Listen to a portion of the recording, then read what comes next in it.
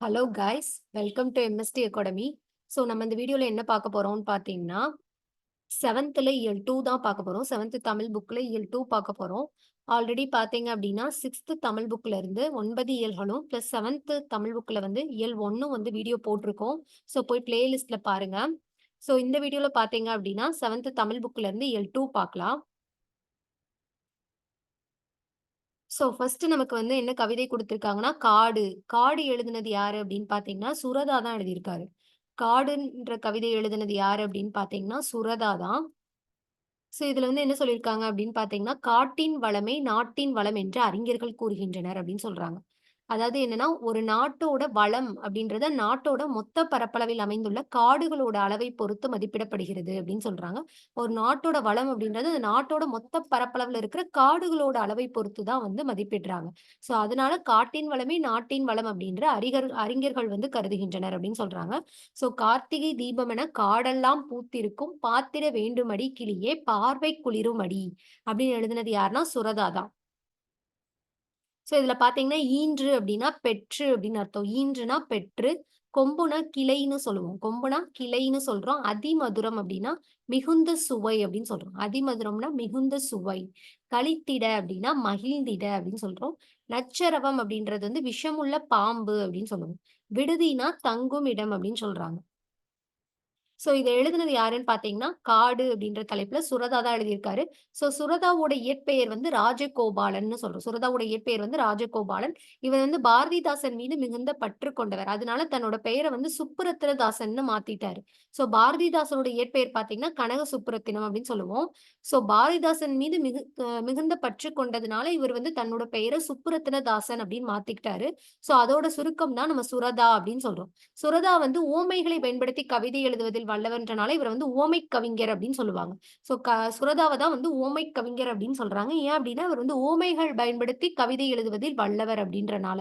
So இவர் எழுதின நூல்கள் என்னலாம் இருக்கு அப்படின்னு பார்த்தீங்கன்னா, அமுதும் தேனும், தேன்மழை, துறைமுகம், சுவரும் சுண்ணாம்பும் இந்த மாரி நூல்கள் எல்லாமே வந்து இவர் எழுதினது தான். அமுதும் தேனும், தேன்மலை, துறைமுகம் இதெல்லாமே பார்த்தீங்கன்னா, சுரதா எழுதிய நூல்கள். நமக்கு குடுத்திருக்கிறது பார்த்தீங்க அப்டின்னா, சுரதாவின் கவிதைகள். சுரதா கவிதைகள் அப்டின்ற நூல்ல இருந்து, இயற்கை எழில் அப்டின்ற பகுதியில இருந்து தான் வந்து இந்த காடு வந்து எடுத்து குடுத்திருக்காங்க. ஸோ இப்பாடல் பார்த்தீங்கன்னா, கிளிக்கண்ணி என்னும் பாவகையைச் சேர்ந்தது அப்டின்னு சொல்றாங்க. கிளிக்கண்ணின்னா என்னன்னா, கிளியின் மொழி போன்ற இனிய சொற்களை பேசும் பெண்ணை நோக்கி கூறுவதாக இனிய சந்தத்தால் பாடப்படும் இசைப்பாடல் தான் வந்து கிளிக்கண்ணி அப்படின்னு சொல்றாங்க. அதாவது கிளியின் மொழி போன்ற இனிய சொற்களை பேசும் ஒரு பெண்ணை நோக்கி கூறுவது மாதிரி இனிய சந்தத்தால் பாடப்படும் அந்த இசைப்பாடல தான் வந்து கிளிக்கண்ணி அப்படின்னு சொல்றாங்க. ஸோ காட்டை குறிக்கும் வேறு பெயர்கள் என்னெல்லாம் இருக்கு அப்படின்னு பார்த்தீங்கன்னா, கானாலும் காடு தான். கால், கான், கானகம், அடவி, அடவினா காடு. அரண், ஆரணி, புறவு, பொற்றை, பொழில், தில்லம், அழுவம். அழுவம்னா கடல்னு ஒரு மீனிங் இருக்கு. இன்னொன்னு வந்து காடுன்னு ஒரு மீனிங் இருக்கு அழுவம்னா. இயவு, பழவம், முளரி, வல்லை, விடர், வியல், வனம், முதை, மிலை, இரும்பு, சுரம், பொச்சை, பொதி, முளி, அரில், அரல், பதுக்கை, கணயம் இதெல்லாமே பார்த்தீங்கன்னா, காட்டை குறிக்கும் சொற்கள் அப்படின்னு சொல்றோம். ஸோ அடுத்து பார்த்தீங்கன்னா, "நெஞ்சில் உரமுமின்றி நேர்மை திறமுமின்றி வஞ்சனை சொல்வாரடி கிளியே வாய் சொல்லில் வீரரடி." ஸோ இது எழுதினது யார் அப்படின்னு பார்த்தீங்கன்னா, பாரதியார் தான் எழுதியிருக்காரு. "நெஞ்சில் உரமுமின்றி நேர்மை திறமுமின்றி வஞ்சனை சொல்வாரடி கிளியே வாய் சொல்லில் வீரரடி. கூட்டத்தில் கூடி நின்று கூவி பிதற்றலன்றி நாட்டத்தில் கொள்ளாரடி கிளியே நாளில் மறப்பாரடி" அப்படின்னு சொல்லிட்டு இந்த பாடலும் பார்த்தீங்கன்னா, கிளிக்கண்ணி வகையைச் சேர்ந்தது தான். ஸோ இத எழுதினது வந்து பார்த்தீங்கன்னா, பாரதியார் தான் எழுதியிருக்காரு. ஸோ வாளை கன்றை ஈன்றது அப்படின்னு சொல்லுவோம். வாளை கன்றை ஈன்றது அப்படின்றது தான் சரியான ஆன்சர். காடெல்லாம் அப்படின்றத வந்து பிரிச்சு எழுத கிடைப்பது என்னன்னா, காடு பிளஸ் எல்லாம் அப்படின்னு சொல்லுவோம். ஆவண்ணா தான் வந்து சரியான விடை. கிழங்கு பிளஸ் எடுக்கும் அப்படின்னா, கிழங்கெடுக்கும் அப்படின்னு சொல்றோம். இதுக்கும் வந்து பார்த்தீங்கன்னா, ஆவண்ணா தான் வந்து சரியான விடை. ஸோ அதுக்கு அடுத்த கவிதை பார்த்தீங்கன்னா, "அப்படியே நிற்கட்டும் அந்த மரம்" குடுத்திருக்காங்க. ஸோ இத எழுதினது யாரு அப்படின்னு பார்த்தீங்கன்னா, ராஜமார்த்தாண்டன் தான் வந்து எழுதியிருக்காரு. "அப்படியே நிற்கட்டும் அந்த மரம்" எழுதினது வந்து ராஜமார்த்தாண்டன் தான்.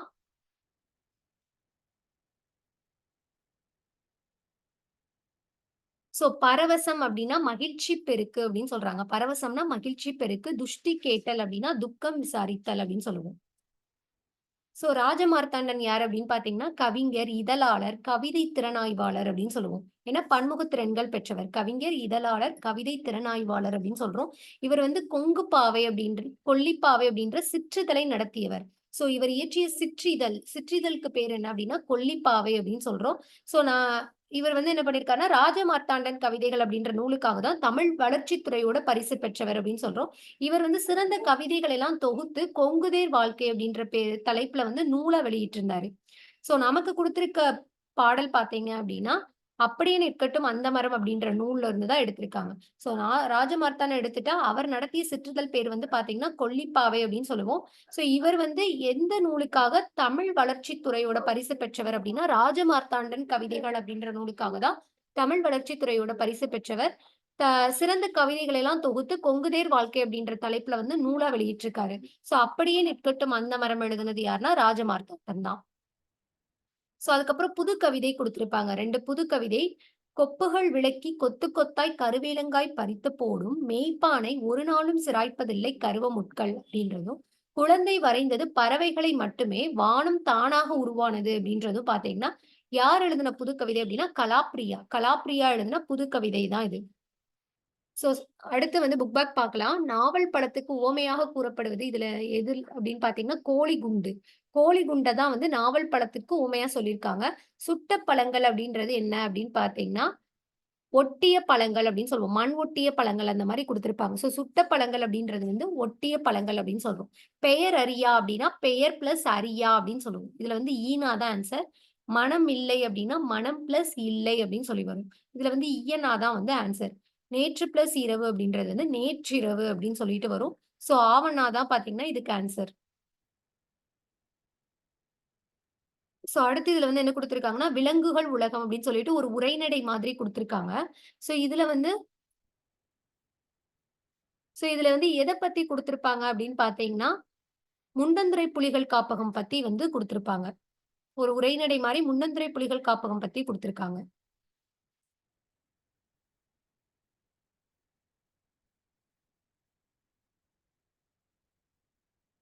சோ இது வந்து பார்த்தீங்க அப்டின்னா, தமிழ்நாட்டிலேயே 2வது மிகப்பெரிய காப்பகம் அப்டின்னு சொல்றாங்க. சோ முன்னந்திரை புலிகள் காப்பகம் தான் தமிழ்நாட்டிலேயே நம்ம தமிழ்நாட்டிலேயே 2வது மிகப்பெரிய காப்பகம் அப்டின்னு சொல்றாங்க. 895 சதுர கிலோமீட்டர் பரப்பளவு கொண்டது.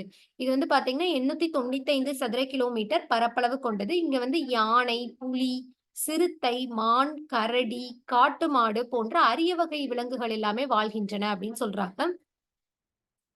சோ, அதுக்கப்புறம் பார்த்தோம் அப்டின்னா, காட்டு விலங்குகளுக்கு வந்து துன்பம் தருவது சட்டப்படி குற்றமாகும். நாம் அரசு அனுமதித்துள்ள தூரம் வரைக்கும் தான் போக முடியும் அப்டின்ற மாரி சொல்லி போய் பார்ப்பாங்க. சோ, அதுல பார்த்தோம்னா, யானை பற்றிய புதிய தகவல்கள் ஏதாவது சொல்லுங்களேன்னு கேட்டப்ப, உலகில் 2 வகையான யானைகள் உள்ளது. ஒன்று ஆசிய யானை, இன்னொன்னு வந்து ஆப்பிரிக்க யானை அப்டின்றது. 2 யானைகளுக்கும் உள்ள வேறுபாடு என்ன அப்டின்னு பார்த்தோம்னா, ஆ யானைகள் ஆசிய யானைகள்ல பார்த்தோம்னா, ஆண் யானைக்கு தந்தம் உண்டு. பெண் யானைக்கு தந்தம் இல்லை. ஆனா, ஆப்பிரிக்க யானைகள்ல வந்து 2க்குமே தந்தம் இருக்கும் அப்டின்ற மாரி சொல்லியிருப்பாங்க. அது மட்டுமின்றி அவற்றோட உயரம், நிறம், நகம் ஆகியவற்றிலும் சில வேறுபாடுகள் உள்ளன அப்டின்னு சொல்லியிருப்பாங்க. சோ, ஆசிய யானையில வந்து ஆண் யானைக்கு மட்டும் தான் தந்தம் இருக்கும். பெண் யானைக்கு தந்தம் இருக்காது. ஆப்பிரிக்க யானையில பார்த்தோம்னா 2 யானைக்குமே தந்தம் இருக்கும் அப்டின்ற மாரி சொல்லியிருப்பாங்க. சோ, யானைகள் வந்து எப்பவுமே கூட்டமா தான் வாழுமாம். கூட்டமாக தான் வாழும். இந்த கூட்டத்துக்கு தலைமை தாங்குறது வந்து ஒரு பெண் யானை தான் வந்து தலைமை தாங்குமாம். யானை வந்து தங்களுக்கு தேவையான தண்ணீர், உணவு ஆகியவற்றிற்காக தான் அது வந்து இடம்பெயர்ந்து செல்லும். ஆ ஒரு யானை மட்டும் ஒரு நாளைக்கு வந்து 250 கிலோ புல் 250 கிலோ புல், இலைத்தழைகளை எல்லாம் வந்து உணவா உட்கொள்ளுமாம். அது குடிக்கிறதுக்கு மட்டும் 65 லிட்டர் வந்து தண்ணீர் தேவைப்படும் அப்படின்னு சொல்றாங்க. 65 லிட்டர் தண்ணீர் தேவைப்படுமாம். யானை வந்து மிகுந்த நினைவாற்றல் கொண்ட விலங்கு அப்படின்னு சொல்லுவாங்க. அது பாசம் நிறைந்த விலங்கும் கூட அப்படின்னு சொல்றாங்க. சோ யானைகள் வந்து பொதுவாக மனிதர்களை தாக்குவதில்லை. அவற்றின் வழித்தடங்கள்ல வந்து குறுக்கிடும் பொழுது மட்டும் தான் அது வந்து மனிதர்களை தாக்குகின்றன அப்படின்னு சொல்றாங்க. யானைக்கு வந்து கண் பார்வை வந்து குறைவா தான் இருக்குமாம். கண் பார்வை குறைவு. ஆனா கேட்கும் ஆற்றலும், மோப்ப ஆற்றலும் மிகுதியா இருக்கும் அப்படின்ற மாரி சொல்லியிருக்காங்க. சோ, அதே மாதிரி பார்த்தோம் அப்டின்னா, பெரிய கரடி. சோ, கரடின்றது என்ன அப்டின்னா, ஒரு அணைத்துண்ணின்னு சொல்றோம். கரடின்றது அணைத்துண்ணி அப்டின்னு சொல்றாங்க. அது வந்து பழங்கள், தேன் போன்றவற்றை உண்பதற்காக தான் மரங்கள்ல ஏறும். உதிர்ந்த மலர்கள், காய்கள், கனிகள், புற்றீசல் ஆகியவற்றையும் தேடி உண்ணுமா. சோ அதுக்கு வந்து மிகவும் பிடித்த உணவு, அதாவது கரடிக்கு மிகவும் பிடித்த உணவுனா, அது வந்து கரையான் அப்படின்னு சொல்றாங்க. அது சாப்பிடுறது வந்து மரங்கள்ல ஏறி ஆ ம மலர்கள், காய்கள், கனிகள், புற்றீசல் எல்லாத்தையுமே சாப்பிடும். அதுக்கு மிகவும் பிடித்த உணவு வந்து கரையான் அப்படின்னு சொல்றாங்க. அப்புறம் வந்து தேன் கூட்டை கலைக்கும்போது தேனீக்கள் அதை கொட்டி விடாதா அப்படின்னா, கரடியோட உடல போர்த்தி இருக்கிற அந்த அடர்ந்த முடிகள் வந்து தேனீக்களிடமிருந்து அதனை வந்து காப்பாற்றி விடும் அப்படின்னு சொல்றாங்க. நன்கு வளர்ந்த கரடி அப்படின்றது வந்து 160 கிலோ எடை வரை இருக்கும் அப்படின்ற மாரி குடுத்திருக்காங்க.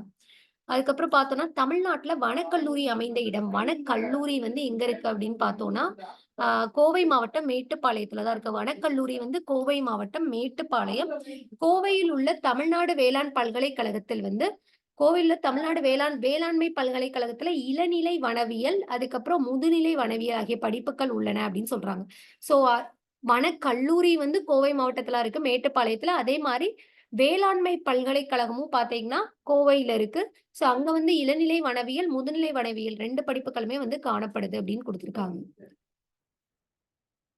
ஸோ அதுக்கப்புறம் பார்த்தீங்கன்னா, புலி வந்து நம்மை தாக்கிவிட்டால் என்ன செய்வது அப்படின்னு கேட்டப்ப, புலி வந்து மனிதர்களை தாக்குவதில்லை. அ இரவில் மட்டும் வேட்டையாடும் தன்மை கொண்டது புலிகளாம். புலிகள் வந்து இரவில் மட்டும் தான் வேட்டையாடுமாம். புலிகள் வந்து தனித்து வாழும் இயல்புடையது. எப்படி யானைகள் வந்து கூட்டமா வாழும் இயல்புடையதோ, அதே மாரி புலிகள் வந்து தனித்து வாழும் இயல்புடையது அப்படின்னு சொல்றாங்க.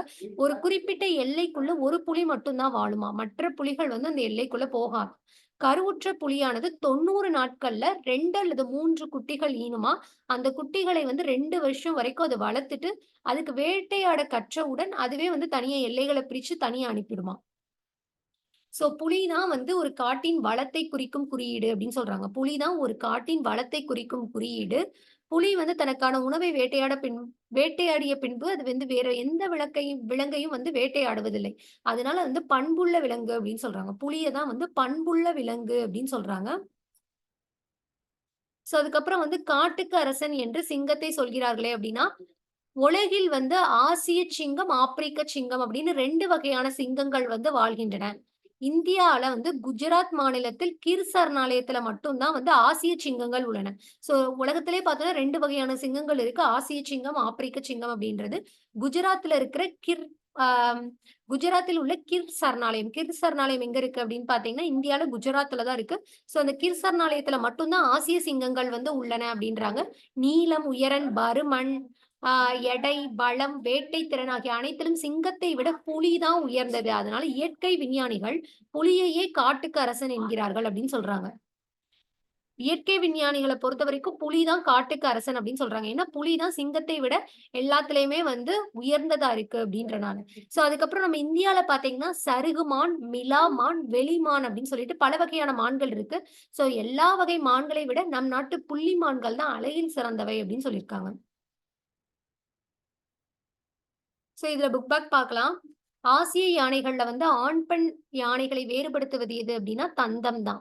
சோ தமிழகத்தில் புலிகள் காப்பகம் அமைந்துள்ள இடம் வந்து என்ன அப்டின்னு பார்த்தீங்கன்னா, முண்டந்துறை அப்டின்னு சொல்லுவோம். காட்டாறு என்னும் சொல்லை வந்து பிரித்து எழுத கிடைப்பது என்ன அப்டின்னா, காடு பிளஸ் ஆறு. ஆனா தான் இதுக்கான ஆன்சர். காட்டாறு. காடு பிளஸ் ஆறு காட்டாறு அப்டின்னு சொல்றோம். அப்புறம் அணைத்துண்ணி அப்டின்னா, அணைத்துண்ணி அப்டின்ற சொல்லை வந்து பிரித்தெழுத கிடைப்பது அனைத்து பிளஸ் உண்ணி அப்டின்னு சொல்லுவோம். அனைத்து பிளஸ் உண்ணி. ஈயன்னா தான் வந்து இதுக்கான ஆன்சர். அதுக்கப்புறம் நேரம் பிளஸ் ஆகி அப்டின்னா, நேரமாகி அப்டின்னு சொல்லுவோம். இதுக்கு வந்து பார்த்தீங்கன்னா, ஆனா தான் ஆன்சர். வேட்டை பிளஸ் ஆடிய, வேட்டை ஆடிய அப்டின்னு சொல்றோம். இதுக்கு வந்து ஆவன்னா தான் ஆன்சர். ஸோ அதுக்கப்புறம் பார்த்தீங்கன்னா, நிரப்புக. காட்டின் வளத்தை குறிக்கும் குறியீடு என என்று அழைக்கப்படும் விலங்கு எதுனா, புலி தான் சொல்றாங்க. காட்டின் வளத்தை குறிக்கும் குறியீடு வந்து புலி அப்டின்னு சொல்றாங்க. யானை கூட்டத்துக்கு வந்து ஒரு பெண் யானை தான் தலைமை தாங்குமாம். கரடிகளை தேனீக்களிடமிருந்து காப்பது அதன் முடி. அதுக்கு மேல இருக்கிற முடிகள் தான் வந்து அதை தேனீக்களிடமிருந்து காக்கும் அப்டின்ற மாரி சொல்லியிருப்பாங்க. ஸோ அதுக்கப்புறம் பார்த்தீங்கன்னா, இந்திய வனமகன் அப்டின்னு சொல்லிட்டு ஒரு நேர்காணல் மாரி குடுத்திருப்பாங்க. சோ இது யார் அப்படின்னு பார்த்தீங்கன்னா, மனித முயற்சியின்றி உருவாகிய வானளாவிய மரங்களும், அடர்ந்த செடி கொடிகளும் நிறைந்த இடம் தான் வந்து நம்ம காடு அப்படின்னு சொல்றோம். சோ பிரம்மபுத்திரா ஆற்றின் நடுவுல பார்த்தீங்கன்னா, உள்ள ஒரு மணல் தீவுல அமைந்த இந்த காடு வந்து சற்று வேறுபட்டு இருக்கு. இது எங்க இருக்கு இந்த காடு அப்படின்னு பார்த்தீங்கன்னா, பிரம்மபுத்திரா ஆற்றின் நடுவில் உள்ள மணல் தீவில் வந்து அமைஞ்சிருக்கு அப்படின்னு சொல்றாங்க. பிரம்மபுத்திரா ஆற்றோட நடுவுல மணல் தீவுல வந்து அமைஞ்சிருக்கு. மணல் தீவுகள்ல வந்து பார்த்தோம்னா, மூங்கில் மட்டும் தான் வளரக்கூடிய வாய்ப்பு இருக்கு. ஆனா இந்த காட்ட பார்த்தீங்கன்னா, ஒரு தனி நபரே வந்து உருவாக்கியிருக்காரு அப்படின்னு சொல்லி அவர பத்தி குடுத்திருப்பாங்க. ஸோ அவர் யார் அப்படின்னு பார்த்தீங்கன்னா, அஸ்ஸாம் மாநிலத்தில ஜோர்விராட். ஜோர்விராட் மாவட்டத்தைச் சேர்ந்த ஜாதவ் பயங் அப்படின்னு சொல்றாங்க. அஸ்ஸாம் மாநிலத்தின் ஜோர்விராட் மாவட்டத்தைச் சேர்ந்த ஜாதவ் பயங். இவர் வந்து பார்த்தீங்கன்னா, பிரம்மபுத்திரா ஆற்றின் நடுவில் உள்ள ஒரு மிகப்பெரிய தீவுல 30 ஆண்டுகள் வந்து தன்னோட கடின உழைப்பால ஒரு காட்ட வந்து உருவாக்கியிருக்காரு அப்படின்ற மாரி சொல்லியிருக்காங்க. ஸோ அவருக்கு தான் வந்து இந்திய வனமகன் அப்படின்ற பட்டம் வந்து குடுத்திருக்காங்க. ஸோ அவர்ட்ட வந்து ஒரு நேர்காணல்ல வந்து கொஸ்டின் மாரி கேட்குறாங்க. உங்களுக்கு இந்த காட்டை உருவாக்க வேண்டும்ன்ற எண்ணம் எப்படி வந்தது அப்படின்னு கேட்டப்ப, பிரம்மபுத்திரா ஆற்றுல வந்து ஆண்டுதோறும் வெள்ளம் வரும். அதே மாதிரி 1979ல வந்து 79ஆம் ஆண்டு அது மாரி ஒரு பெரு வெள்ளம் வந்தது. அதுல வெள்ளத்தில் அடித்து வரப்பட்ட பாம்புகள், மரங்கள் எல்லாமே இந்த தீவுல கரை ஒதுங்கிச்சு. அப்ப நெறைய பாம்புகள் வந்து அதுல இறந்து கிடந்தது. அதாவது பாம்புகள் வந்து வெப்பம் தாங்காமல் உயிருக்கு போராடி கொண்டிருந்தன. இத பார்த்துட்டு ஊர்ல பெரியவங்கட்ட போய் கேட்டேன். தீவுல மரங்கள் இல்ல. அதனால தான் வந்து பாம்புகள் மடிந்து போகின்றன அப்டின்றாங்க. ஸோ அதற்கு நாம் ஒன்றும் செய்ய முடியாது அப்டின்ற மாரி சொன்னாங்க. மரங்கள் இல்லாதால பாம்புகளே இறந்தன அப்டின்னா, உலகில் மரங்கள் இல்லாமல் அழிந்து விட்டால் மனிதனும் இப்படித்தானே இறந்து போவான் அப்டின்னு பார்த்து எனக்கு ரொம்ப கஷ்டமாயிடுச்சு அப்டின்ற மாரி அவரு சொல்லியிருப்பாரு. ஸோ அப்ப வந்து உங்கள் எண்ணத்துக்கு வந்து ஊர் மக்கள் எப்படி உதவி பண்ணாங்கன்னா, இந்த தீவுல மரங்கள்லாம் வளர்க்க முடியாது அப்டின்ற மாரி சொல்லிட்டாங்க அப்டின்ற மாரி சொல்லியிருப்பாரு. பிறகு என்ன செய்தீர்கள் அப்டின்னு கேட்டதுக்கு, ஸோ நான் கிடைச்ச விதைகள் எல்லாத்தையுமே இந்த தீவுல கொண்டு வந்து போட்டேன். இதுக்கு தண்ணீர் ஊத்திட்டு வந்தேன். ஆனா ஒரு விதைகள் கூட முளைக்கல. அப்புறம் வனத்துறையினர் அணுகி கேட்டப்ப, இந்த தீவுல வந்து மூங்கில் மரம் மட்டும் தான் வளரும்னு சொன்னாங்க. ஸோ அதனால மூங்கில மட்டும் நான் நட்டு வளர்த்துட்டு வந்தேன் அப்டின்ற மாரி சொல்லியிருப்பாரு. மூங்கில் மட்டும் தான் நட்ட மாரி சொல்றீங்க. ஆனா எப்படி இந்த மாரி ஒரு காடு உருவாச்சு அப்டின்னு கேட்டப்ப, ஸோ அப்ப வந்து எங்கள் பகுதியில அரசு வந்து சமூக காடுகள் வளர்ப்பு திட்டம் ஒன்றை செயல்படுத்தியது. சமூக காடுகள் வளர்ப்பு திட்டம். அதுல பார்த்தீங்கன்னா, 3 வருஷம் வந்து அதுல அந்த அந்த திட்டம் வந்து நடந்திருக்கும். அது வந்து 3 வருஷம் முடிஞ்சதுக்கு அப்புறமா எல்லாரும் போயிட்டாங்க. நான் மட்டும் அங்கேயே தங்கியிருந்து மரக்கன்றுகளை வந்து பாதுகாத்து வந்தேன் அப்படின்னு சொன்னாரு. ஆனா ஒரு மரம் கூட வளரல. அதுக்கப்புறம் தான் அஸ்ஸாம் வேளாண்மை பல்கலைக்கழக பேராசிரியர் ஜாதுநாத். ஜாதுநாத்ன்றது யாருன்னா, அஸ்ஸாம் வேளாண்மை பல்கலைக்கழக பேராசிரியர். அஸ்ஸாமோட வேளாண்மை பல்கலைக்கழக பேராசிரியர் ஜாதுநாத் அவர்கிட்ட வந்து நான் கேட்டேன். அவர் வந்து மணல் பரப்பில் மற்ற மரங்கள் வளர வேணும் அப்டின்னா, மண்ணின் தன்மையை அதற்கேற்ப மாற்ற வேண்டும் அப்டின்னு சொன்னாரு. ஸோ மண்ணோட தன்மை மாறணும் அப்டின்னா, அதுக்கு வந்து மண்புழுக்களும், சிவப்பு கட்டெரும்புகளும் உதவும் அப்டின்னு சொன்னாரு. ஸோ அதனால நான் என்ன பண்ணேன் அப்டின்னா, நூற்றுக்கணக்கான எறும்புகள வந்து தினமும் கொண்டு வந்து இங்க விட்டேன். அப்டின்ற மாரி சொல்லியிருப்பேன். அப்புறம் கொஞ்ச நாள்லயே மண்ணோட தன்மைலாம் மாறி, பச்சை பசும் புட்கள்லாம் தலை காட்ட ஆரம்பித்தன அப்டின்ற மாரி சொல்லியிருப்பேன். அதுக்கப்புறம் மரம் வளர்ப்பதற்கு விதைகள், உரம்லாம் வேணும்ல அப்டின்னு கேட்டப்ப, கால்நடைகளை வளர்ப்பது தான் என்னுடைய வேலையே. ஸோ அதோட ஆ சாணத்தை எடுத்து நான் இயற்கை உரம் வந்து தயாரிக்க யூஸ் பண்ணிக்குவேன். ஒரு பழம் சாப்ட்டா கூட அதோட கொட்டைய எடுத்து தூக்கி போடாம விதையா சேர்த்து வைப்பேன். ஸோ பிறகு மழைக்காலம் தொடங்குவதற்கு முன்னாடியே அந்த விதைகள பூரா எடுத்து அந்த தீவுல வந்து தூவி விடுவேன். ஸோ ஒவ்வொரு ஆண்டும் வந்து நான் தூவிய விதைகள் தான் இப்ப வந்து இந்த மாரி காடு உருவாகுறதுக்கு வந்து காரணமா இருந்திருக்கு அப்டின்ற மாரி சொல்லியிருப்பாரு. ஸோ மழை இல்லாத காலங்கள்ல வந்து செடிக்கு எப்படி தண்ணி ஊத்துனீங்க அப்படின்னு கேட்டப்ப, செடிய வந்து ஆற்றின் கரையோரம் இருந்த செடிகளுக்கு வந்து தண்ணீர் ஊற்றுவதில எனக்கு பெரிய சிரமம்லாம் ஏற்படல. ஸோ செடியை சுற்றி ஒரு மூங்கில் குச்சிகள் எல்லாம் நட்டு வச்சு பானையை பொருத்துனேன். அதுல வந்து நீர் வந்து சொட்டு சொட்டா வடியிறபடி நான் ஏற்பாடு செஞ்சேன் அப்படின்ற மாரி சொல்லியிருப்பாரு. ஸோ உங்கள் வீட்டுக்கு யானை வந்த கதைய பத்தி சொல்லுங்க அப்படின்னு கேட்டப்ப,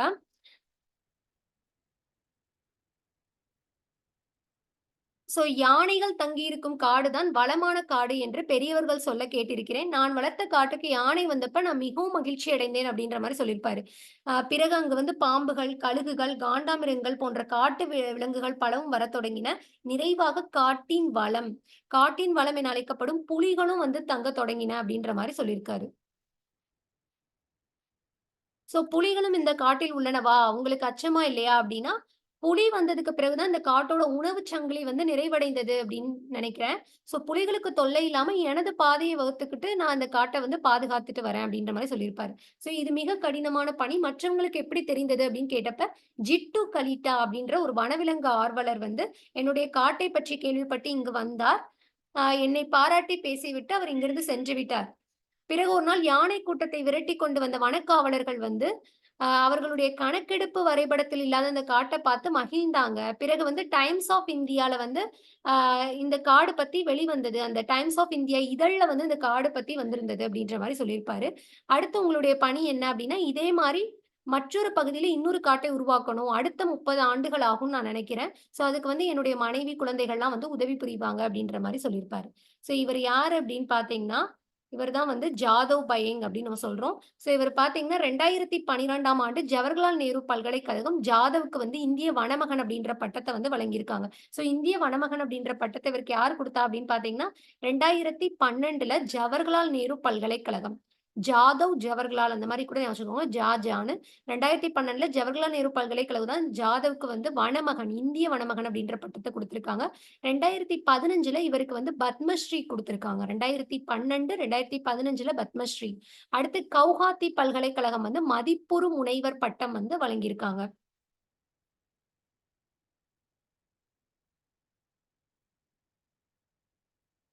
ஸோ அதுக்கப்புறம் பார்த்தீங்கன்னா, இலக்கணம் பார்க்கலாம். 4 வகை குறுக்கங்கள் குடுத்திருக்காங்க. ஸோ 4 வகை குறுக்கம் அப்படின்னு பார்த்தோம்னா, ஒவ்வொரு எழுத்துக்கும் வந்து அதை ஒலிப்பதற்கு உரிய கால அளவு உண்டு. இத தான் நம்ம மாத்திரை அப்படின்னு சொல்றோம். ஸோ எல்லா இடங்களிலும் தமக்குரிய மாத்திரை அளவில வந்து எல்லா எழுத்துக்களுமே முழுமையாக ஒலிக்காது. ஸோ குறைந்து ஒலிக்கும் எழுத்துக்களை தான் நம்ம வந்து என்ன சொல்றோம்? குறுக்கங்கள் அப்படின்னு சொல்றோம். இப்ப ஐகார குறுக்கம் அப்படின்னு பார்த்தோம்னா, இப்ப இந்த ஐகார குறுக்கம்ன்றது எப்படி வரும்னு பார்த்தீங்கன்னா, ஐ, கை, பை. அதாவது ஐ, கை, பை அப்படின்ற ஐன்ற எழுத்து வந்து தனித்து வர்ற இடங்கள்ல அது 2 மாத்திரை அளவுல முழுமையாக ஒலிக்கிறது அப்படின்னு சொல்றாங்க. அது 2 மாத்திரை அளவு தான் அது. ஐ, கை, பைலாம் பார்த்தீங்கன்னா 2 மாத்திரை தான். ஸோ அதனால அது வந்து 2 மாத்திரை அளவுல வந்து முழுமையா ஒலிக்கும். அது தனித்து வர்றப்ப. இதுவே வையம், சமையல், பறவை அப்படின்னு சொல்லிட்டு சொல்லோட முதல், இடை, இறுதியில வரும்போது தான் அது தனக்குரிய 2 மாத்திரையிலிருந்து குறுகி ஒலிக்கிறது அப்படின்னு சொல்றோம். இப்ப பார்த்தீங்கன்னா ஒரு சொல்லோட முதல்ல இந்த ஐகாரம்ன்றது சொல்லோட முதல்ல வரும்போது, அதாவது வையம், ஆ சமையல், சமையல் பார்த்தீங்கன்னா இடையில் வந்திருக்கு. அப்போ ஒரு சொல்லோட முதலில் வரும்போது மட்டும் அது வந்து 1 1/2 மாத்திரை அளவில் ஒலிக்கும் அப்படின்னு சொல்றாங்க. ஐகாரம்ன்றது சொல்லோட முதலில் வரும்போது 1 1/2 மாத்திரை அளவிலும், இடையிலும், இறுதியிலும் வரும்போது 1 மாத்திரை அளவில் குறுகி ஒலிக்கும் அப்படின்னு சொல்றாங்க. இதான் ஐகார குறுக்கம். ஸோ ஒண்ணுமே கிடையாது. ஐ, வை, பை இந்த மாரி தனித்து வரும்போது, 5 எழுத்து தனித்து வரும்போது, அது 2 மாத்திரை அளவில் முழுமையாக ஒலிக்கும். இதுவே ஐகாரம் ஒரு சொல்லோட முதலில் வரும்போது, அது 1 1/2 மாத்திரை அளவிலும், இடையிலும், இறுதியிலும் வரும்போது 1 மாத்திரை அளவிலும் வந்து குறுகி ஒலிக்கும் அப்படின்னு சொல்றாங்க. ஸோ அடுத்து ஔகாரம்னு பார்க்கும்போது, வௌ அந்த மாதிரி தனித்து ஔன்ற எழுத்து தனித்து வரும்போது, அது வந்து தனக்குரிய 2 மாத்திரை அளவில் முழுமையாக ஒலிக்கும். அதுவே ஒரு சொல்லோட முதலில் வரும்போது, அதாவது ஔவையார், வௌவால் இந்த மாதிரி ஒரு சொல்லோட முதலில் வரும்போது, அது 2 மாத்திரை அளவிலிருந்து 1 1/2 மாத்திரை அளவில் குறைந்து ஒலிக்கும்னு சொல்றோம். ஔகாரம் எப்பவுமே வந்து சொல்லோட முதலில் மட்டும் தான் வரும். இடையிலும், இறுதியிலும் வராது அப்படின்னு சொல்லுவாங்க. ஔகாரம்ன்றது ஒரு சொல்லோட முதலில் மட்டும் தான் வரும். ஔவையார், வௌவால் இந்த மாரி சொல்லோட முதலில் மட்டும் தான் வருமே தவிர, இடையிலும், இறுதியிலும் வராது அப்படின்னு சொல்றாங்க. அடுத்து இப்ப வந்து ஐகார குறுக்கம்னா என்ன? ஔகார குறுக்கம்னா என்னன்னு பார்த்தோம். அடுத்து வந்து பார்த்தீங்கன்னா, மகர குறுக்கம், ஆயுத குறுக்கம் பத்தி குடுத்திருப்பாங்க. மகர குறுக்கம்னா என்ன அப்படின்னு பார்த்தோம்னா, இப்ப அம்மா, பாடம் படித்தான். இந்த மாரி சொற்கள்ல பார்த்தீங்கன்னா, மகர மெய்யெழுத்தானது தனக்குரிய அரை மாத்திரை அளவுல வந்து முழுமையாக ஒலிக்கிறது அப்படின்னு சொல்றாங்க. இதுவே வலம் வந்தான் என்பதுல மகரம் மெய் இருக்குல்ல, மகர மெய்யெழுத்தை அடுத்து வகர எழுத்து வந்துச்சுன்னா, வளம், இம்புன்றது மகர மெய். அதுக்கு அடுத்து வந்தான், வால ஸ்டார்ட் ஆகுது. மகர மெய் எழுத்தை அடுத்து வகர எழுத்து வந்துருச்சு அப்படின்னா, இந்த மகர மெய்யானது தனக்குரிய அரை மாத்திரை அளவிலிருந்து குறைந்து கால் மாத்திரை அளவாக ஒலிக்கிறது அப்படின்னு சொல்றாங்க. இப்ப வந்து மகர குறுக்கத்துக்கு எக்ஸாம்பிள் பார்த்தீங்கன்னா, வலம் வந்தான் அப்படின்றது வந்து மகர குறுக்கம். அதே மாரி போலும், மருளும்.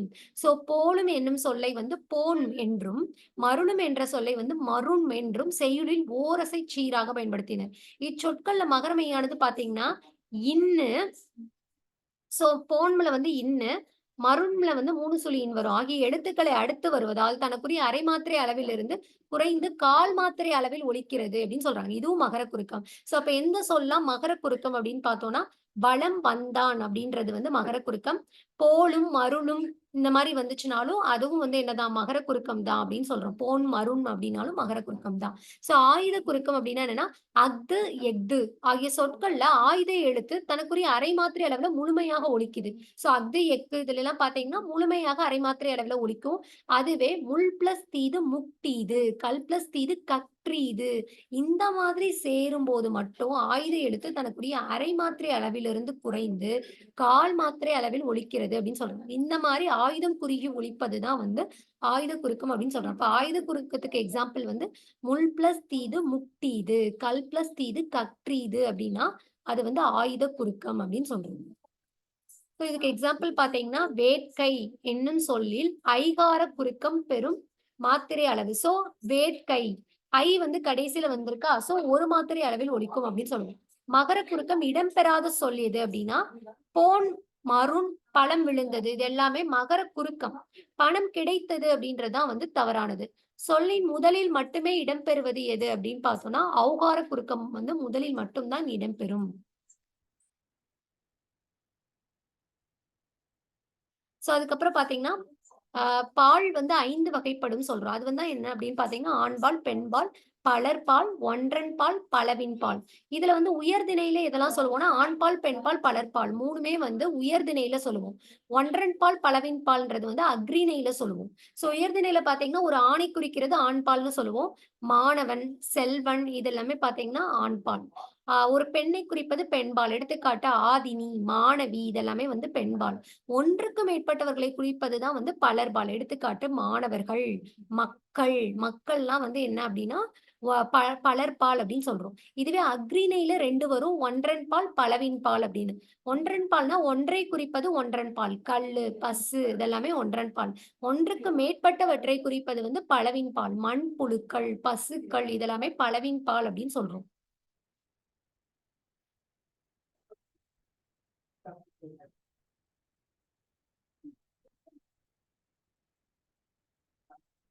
சோ அடுத்து வந்து கலைச்சொல் பார்க்கலாம். ஐலேண்ட் ஐலேண்ட்னா என்னன்னா தீவு அப்படின்னு சொல்றோம். ஐலேண்ட் அப்படின்னா தீவு. நேச்சுரல் ரிசோர்ஸ் அப்படின்னா இயற்கை வளம் அப்படின்னு சொல்லுவோம். வைல்ட் அனிமல்ஸ் அப்படின்னா வன விலங்குகள் அப்படின்னு சொல்றோம். ஃபாரஸ்ட் கன்சர்வேட்டர்னா வன பாதுகாவலர் அப்படின்னு சொல்லுவோம். பேரபிள்னா உவமை அப்படின்னு சொல்லுவோம். ஜங்கிள் அப்படின்னா காடு அப்படின்னு சொல்லுவோம். ஃபாரஸ்ட்ரினா வனவியல் அப்படின்னு சொல்லுவோம். பயோடைவர்சிட்டி அப்படின்னா பல்லுயிர் மண்டலம் அப்படின்னு சொல்றாங்க. பயோடைவர்சிட்டி அப்படின்னா பல்லுயிர் மண்டலம் அப்படின்னு சொல்றாங்க.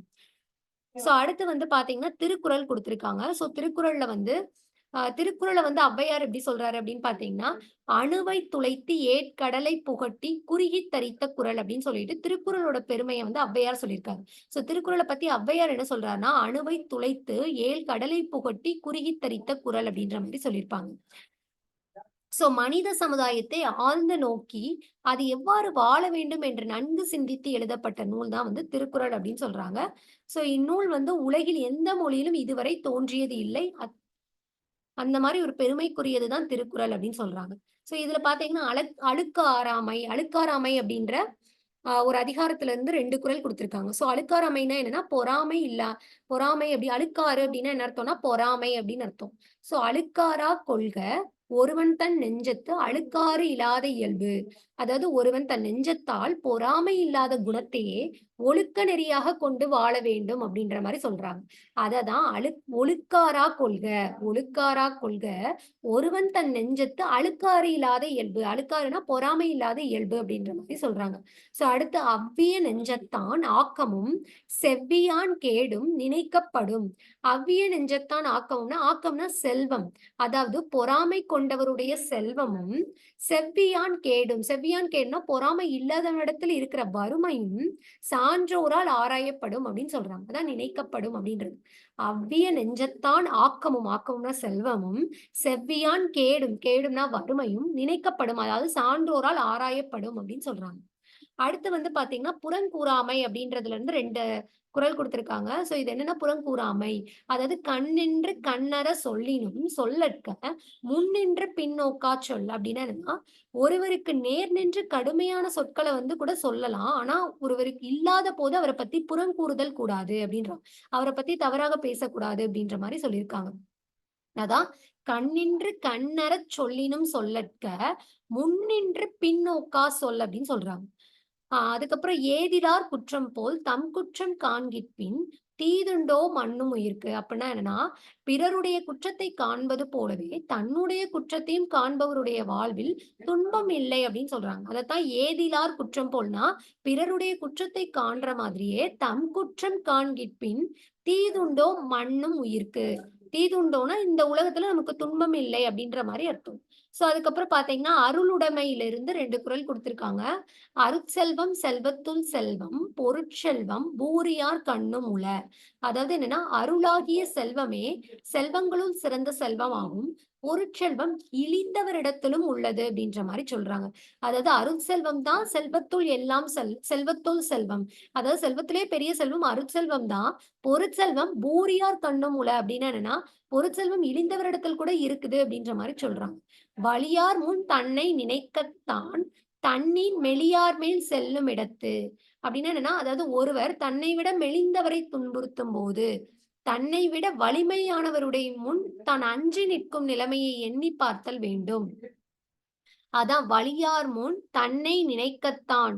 வலியார் முன்னா என்னன்னா, அதாவது தன்னை விட வலிமையானவரிடம் முன் அஞ்சி நிற்கும் அந்த நிலையை எண்ணிப் பார்த்தால், தன் ஒ தன் ஒருவரை அதாவது அந்த நிலையை எண்ணி பார்த்தல் வேண்டும் சொல்றாங்க. ஒருவர் தன்னை விட மெலிந்தவரை துன்புறுத்தும்போது, தன்னை விட வலிமையானவர் முன் நாம எப்படி அஞ்சி நிற்போம், அந்த நிலையை வந்து எண்ணி பார்த்தல் வேண்டும் அப்படின்னு சொல்றாங்க. அதான் "வலியார் முன் தன்னை நினைக்கத்தான், தன்னில் மெலியார் மேல் செல்லும் இடத்து" அப்படின்னு சொல்றாங்க. வாய்மை அப்படின்றதுல இருந்து பார்த்தீங்கன்னா 3 குறள் குடுத்திருக்காங்க. "வாய்மை எனப்படுவது யாதெனின் யாதொன்றும் தீமை இலாத சொலல்."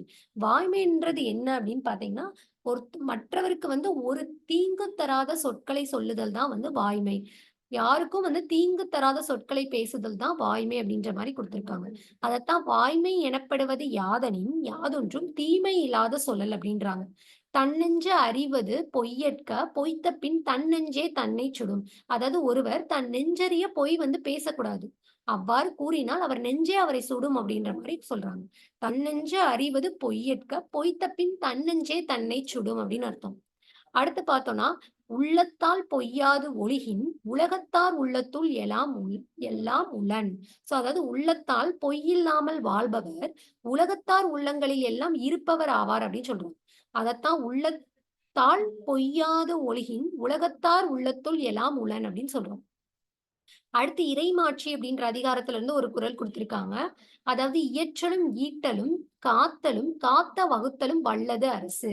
அதாவது என்னன்னா, ஒரு அரசுன்றது எப்படி இருக்கணும் அப்படின்றத அது குடுத்திருக்காங்க. சோ இதுல வந்து இந்த குறள் பார்த்தீங்கன்னா, ஆல்ரெடி டிஎன்பிஎஸ்சில கேட்டிருக்காங்க.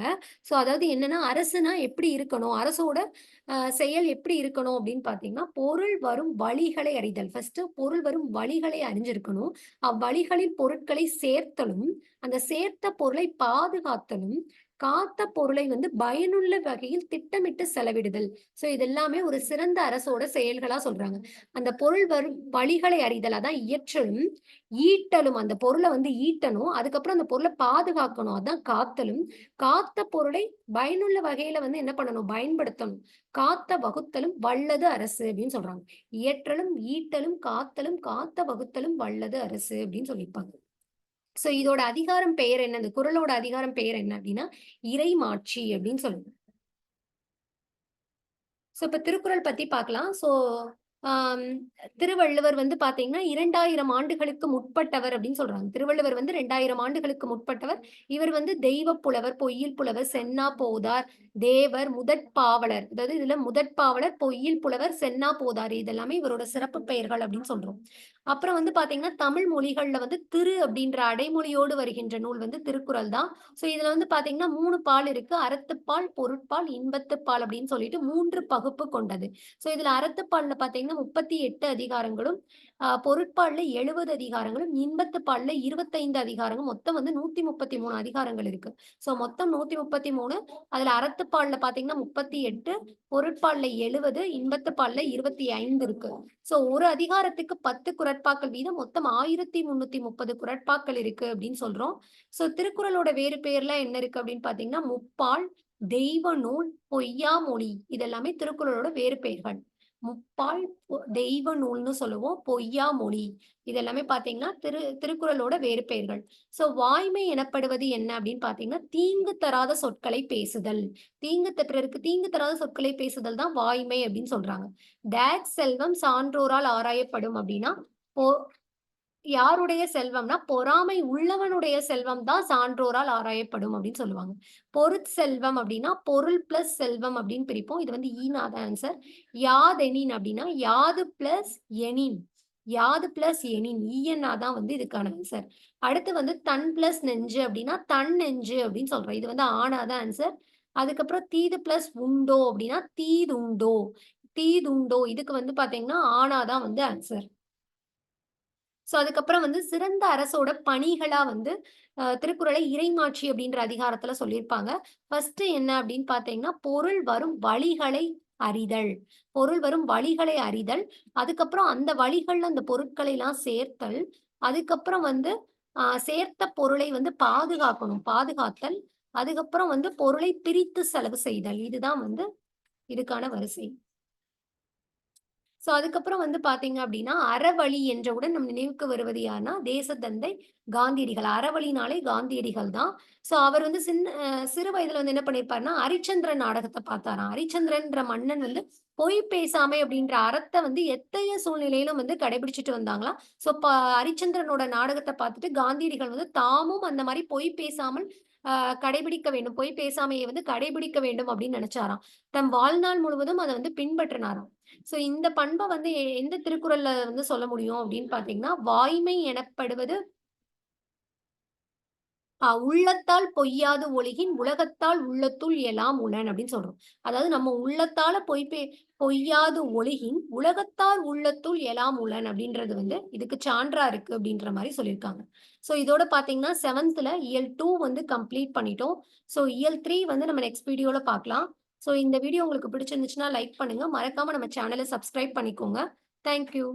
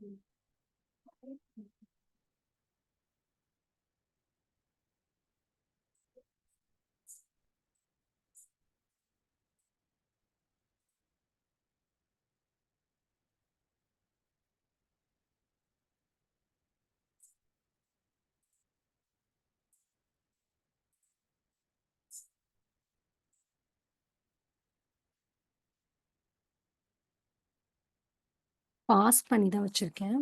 சேவ் பண்ணி. இது பண்ணி சேவ் பண்ணி வச்சுக்கோங்க. நான் 15 மினிட்ஸ் கழிச்சு